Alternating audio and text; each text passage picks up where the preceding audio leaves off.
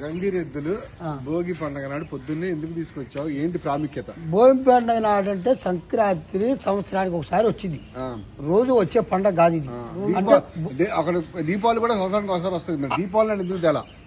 దీపావళి అంటే ఒక్కళ్ళే ఉన్నాం కదా, ఇక్కడే ఉన్నాం. ఈ గురించి చెప్తున్నా. ఇవాళ ఊరు తిరిగామనుకోండి, రేపు ఇంకో ఊరు వెళ్తాం, రేపు ఇంకో ఊరు వెళ్తాం. అట్టా సంక్రాంతి పండుగకి ఎడు తిరిగినా ఇక్కడికి వచ్చేస్తాం. ఇక్కడికి వచ్చి అర్థమైపోయింది, మీకు కొంచెం తెలుసు.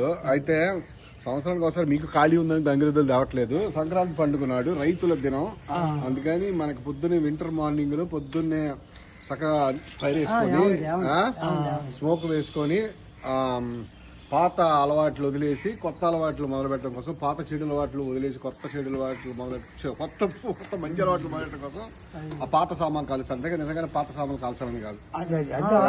గంగిరెద్దు లక్ష్మీ కళ కాబట్టి రైతులకు మంచి జరగాలని ఈ రోజు పెట్టుకున్నాం, అంతేగాని మీకు ఖాళీ ఉందని కాదు. అది బాగా ఖాళీ ఉందని రావటం కాదు. సంక్రాంతి పండుగలకి మన భోగి పండుగ కూడా భోగి మంట కూడా ఎప్పుడు వేయండి. సంక్రాంతి భోగి మంట రోజే మళ్ళీ పండుగ చేస్తాం. అది మళ్ళీ రేపు సంక్రాంతి చేస్తాం, అది కనుమ చేస్తాం. అట్లా ఏ రోజుకి ఆ రోజేనండి. అట్లా వాయించండి.